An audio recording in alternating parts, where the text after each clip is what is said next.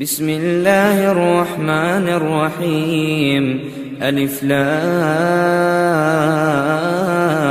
را تلك آيات الكتاب وقرآن مبين ربما يود الذين كفروا لو كانوا مسلمين ذرهم يأكلوا ويتمتعوا ويلههم الأمل فسوف يعلمون وما أهلكنا من قرية إلا ولها كتاب معلوم ما تسبق من أمة أجلها وما يستأخرون وقالوا يا أيها الذي نزل عليه الذكر إنك لمجنون لو ما تأتينا بالملائكة إن كنت من الصادقين ما ننزل الملائكة إلا بالحق وما كانوا إذا منظرين إنا نحن نزلنا الذكر وإنا له لحافظون ولقد أرسلنا من قبلك في شيع الأولين وما يأتيهم من رسول إلا كانوا به يستهزئون كذلك نسلكه في قلوب المجرمين لا يؤمنون به وقد خلت سنة الأولين ولو فتحنا عليهم بابا من السماء فظلوا فيه يعرجون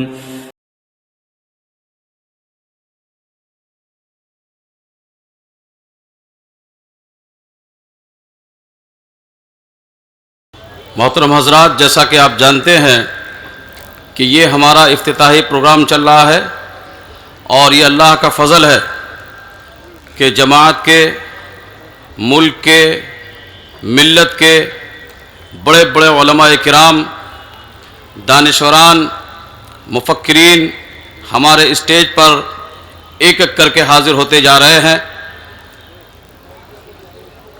ہمیں بے حد خوشی ہو رہی ہے کہ ہمارے بیچ علمی خانوادہ کے چشم و چراغ، بڑے مفکر، عالم دین، سابق ممبر آف پارلیمنٹ، جمعیت علماء ہند کے ناظم عمومی حضرت مولانا محمود مدنی صاحب دامہ برکاتہم ہمارے بیچ موجود ہیں۔ میں ان کو بڑے ادب سے التماس ان سے کرنے جا رہا ہوں۔ ان کو چونکہ جانا ہے، ہم تو چاہتے تھے کہ وہ ہماری محفل میں زیادہ دیر تک بیٹھیں، انہیں بہت کام ہے، مصروف آدمی ہیں۔ میں آپ کو بڑے ادب سے آواز دے رہا ہوں کہ آپ تشریف لائیں اور اپنے خیالات کا اظہار فرمائیں۔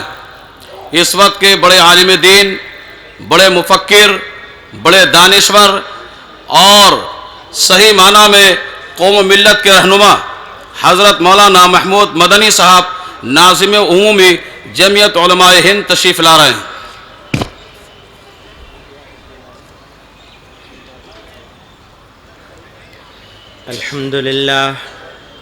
الحمد لله نحمده ونستعينه ونستغفره ونؤمن به ونتوكل عليه ونعوذ بالله من شرور أنفسنا ومن سيئات أعمالنا من يهده الله فلا مضل له ومن يضلله فلا هادي له ونشهد أن لا إله إلا الله وحده لا شريك له ونشهد أن سيدنا ومولانا محمدًا عبده ورسوله صلى الله تعالى عليه وعلى آله وصحبه وبارك وسلم۔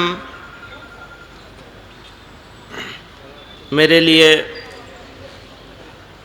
بڑی سعادت کی بات ہے کہ جمعیت اہل حدیث ہند کی اس کانفرنس میں شرکت کے لیے مدعو کیا گیا۔ مصروفیت میری کچھ نہیں ہے، سفر درپیش ہے۔ کل صوبہ اتر پردیش کی جمعیت علماء کا اجلاس ہے اور آج شام کو اس کی خصوصی نشست ہے۔ بزرگان محترم، حق کی بالادستی اور امن کے قیام کے لیے دنیا کے پاس سب سے مؤثر ہتھیار اگر کچھ ہے تو وہ اسلام ہے، اور اسلام کی اس امن قائم کرنے کی صلاحیت اور خصوصیت، اس کو ہم نے چاہے ٹھیک سے نہ پہچانا ہو، لیکن ہمارا مخالف اس کو اچھے سے سمجھتا ہے۔ تو اس نے دنیا کے سامنے، جو دنیا پیاسی ہے، اس کے سامنے ہم کو دہشت گرد بنا کے پیش کر دیا۔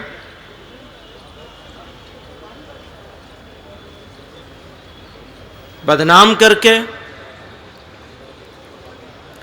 ان تک حق کے راستے پہنچنے میں، حق تک ان کے پہنچنے میں رکاوٹ کھڑی کرنے کی نیت سے۔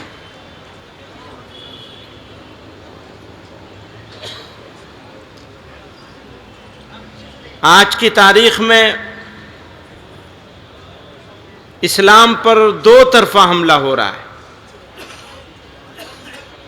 ایک تو وہ لوگ ہیں جو بظاہر اسلام کے ماننے والے ہیں اور اسلام کے مذہب کے نام پر قتل و غارت گری اور خونریزی کرتے ہیں، اسے روا سمجھتے ہیں۔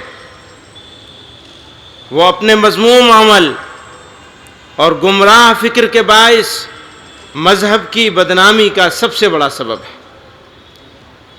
اور دوسرے وہ دشمنان دین و مذہب جن کی ساری سرگرمی ہمارے وجود کو صفحہ ہستی سے مٹانے پر صرف ہو رہی ہے۔ ہمیں ان دونوں ہی طرح کے حملے کا مقابلہ کرنا ہوگا اور حق اور باطل کی لڑائی میں اپنے اور پرائے کے فرق کو مٹانا ہوگا۔ میں یہ بات پورے اعتماد سے کہتا ہوں کہ شدت پسندی اور دہشت گردی کو کسی خاص مذہب، بالخصوص اسلام سے وابستہ کرنے والے دراصل دہشت گردوں کے معاون اور اسلام دشمنوں کے آلے کار ہیں۔ ورنہ حقیقت تو یہ ہے کہ اسلام اپنے نام، اپنی تعریف، اپنے پیغام، اپنے احکام، ہر اعتبار سے امن و سلامتی کا علم بردار ہے۔ خود پیغمبر اسلام صلی اللہ علیہ وسلم نے ایک مسلمان کی تعریف کرتے ہوئے کہا کہ مومن وہ ہے جس کے ہاتھوں تمام انسانوں کی جانیں اور مال محفوظ رہیں۔ اسی طرح دوسری جگہ فرمایا کہ مسلمان وہ ہے جس سے کسی انسان کو خطرہ نہ پیدا ہو۔ آج دنیا کی بڑی طاقتیں دہشت گردی سے نمٹنے کے لیے اجتماعات کر رہی ہیں، لیکن دوسری طرف ان کی آنکھوں کے سامنے شام اور فلسطین میں بے قصور اور معصوم انسانوں کا قتل عام ہو رہا ہے۔ پچھلے 5 سالوں میں صرف شام میں 5 لاکھ انسانوں کو مہلک ہتھیاروں سے قتل کر دیا گیا، لیکن اقوام متحدہ اور دوسری عالمی طاقتیں اس کے سدباب کے لیے کوئی ٹھوس قدم نہیں اٹھا سکی۔ میں یہ پوچھتا ہوں کہ اگر آپ ان ہاتھوں کو دہشت گردی اور قتل عام سے نہیں روک سکتے جو آپ کی پہنچ کے اندر ہیں، بلکہ آپ کی مجلسوں کے ممبر ہیں، تو بھلا ان دہشت گردوں سے کیسے نمٹ سکتے ہیں جن کے ساتھ آپ کا کوئی چینل نہیں؟ اس لیے اگر دنیا سے دہشت گردی اور نفرت کو مٹانا ہے تو پہلے اسٹیٹ ٹیررزم، چاہے وہ میانمار میں ہو یا فلسطین اور شام میں، اسے ختم کرنا ہی ہوگا۔ بزرگوں اور دوستو، ان دنوں ہمارا ملک بھی بڑے مشکل حالات سے گزر رہا ہے۔ ایک خاص قسم کی مذہبی شدت پسندی ملک کے نظام اور اس کی جمہوریت پر حاوی ہونے کی کوشش کر رہی ہے۔ یہ طاقتیں ملک کے وسائل اور اس کی شناخت پر اپنا لیبل لگا کر دوسروں کو محروم اور مایوس کر دینا چاہتی ہیں، لیکن وہ نہیں جانتی کہ وہ جتنی مشکلات پیدا کریں گی اتنی ہی ہمارے اندر زندگی اور بیداری پیدا ہوگی انشاءاللہ، کیونکہ آزمائشیں ہی قوموں کو زندگی بخشتی ہیں۔ بس ہمیں یہ دیکھنا ہوگا کہ اللہ رب العالمین نے ایسے موقع کے لیے کیا ہدایت فرمائی۔ فرماتے ہیں فاصبر کما صبر اولو العزم من الرسل، دوسری جگہ فرمایا ان اللہ مع الصابرین۔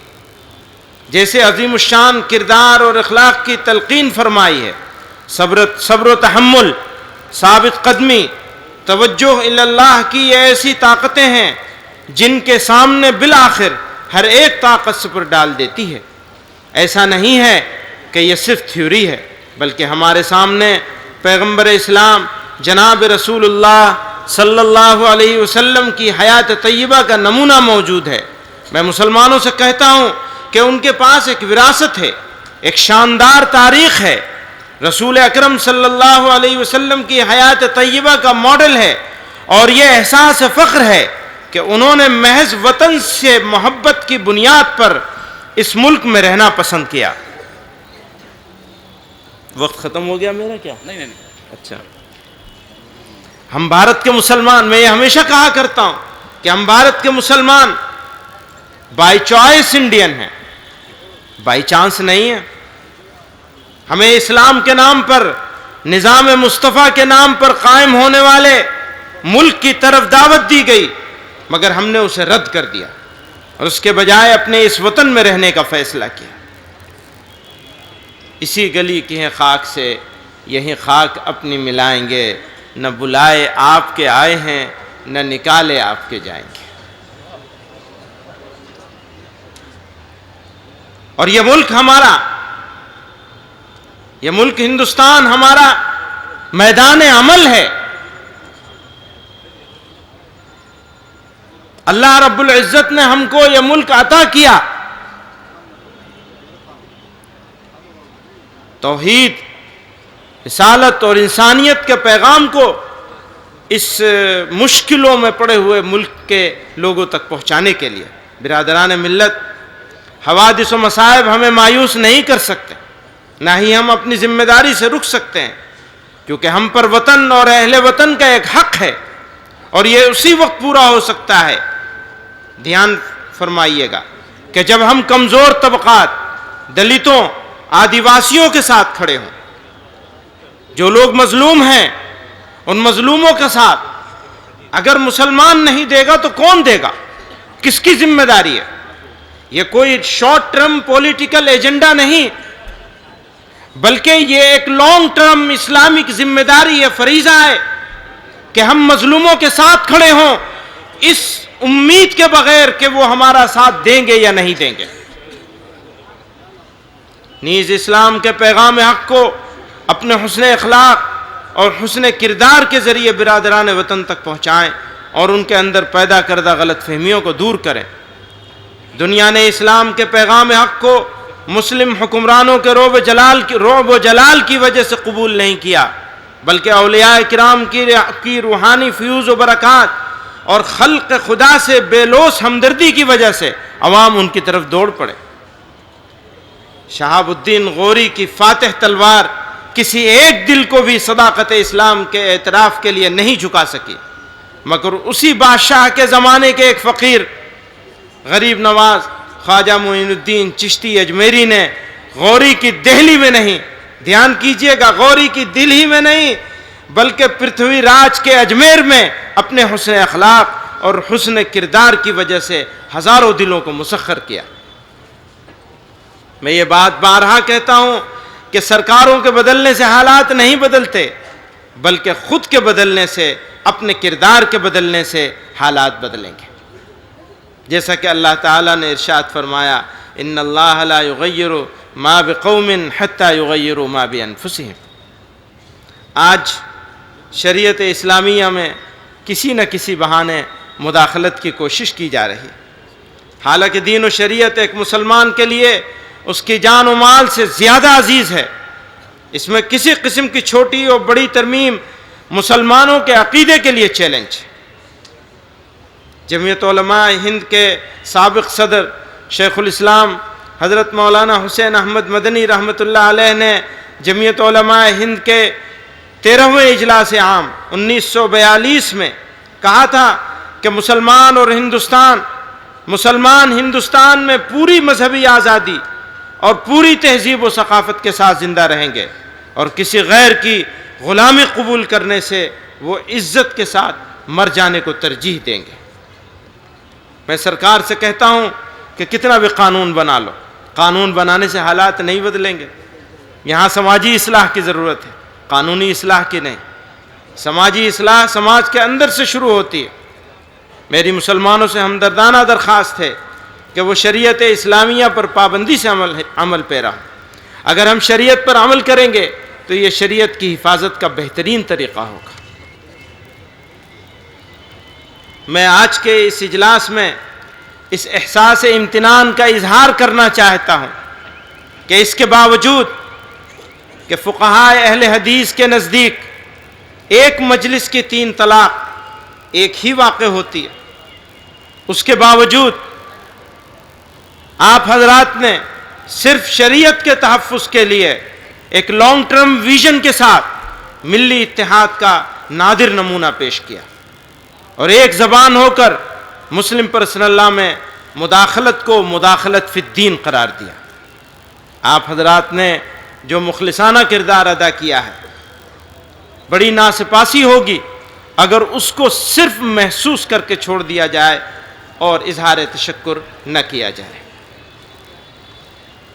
آخری بات، میں سرکار سے یہ کہنا چاہتا ہوں، اپنے ملک کی سرکار سے ابھی، کہ تمام شہریوں کے حق کی حفاظت کرنا یہ حکومت کی آئینی ذمہ داری ہے،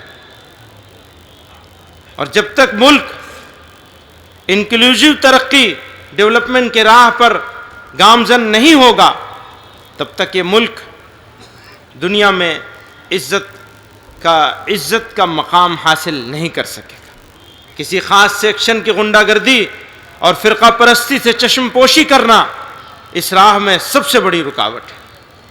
کمیونلزم اور دہشت گردی کو روکنے کے لیے کسی خاص طبقے کے مفاد کے مقابلے میں قومی مفاد کا فائق ہونا نہایت ضروری ہے۔ اور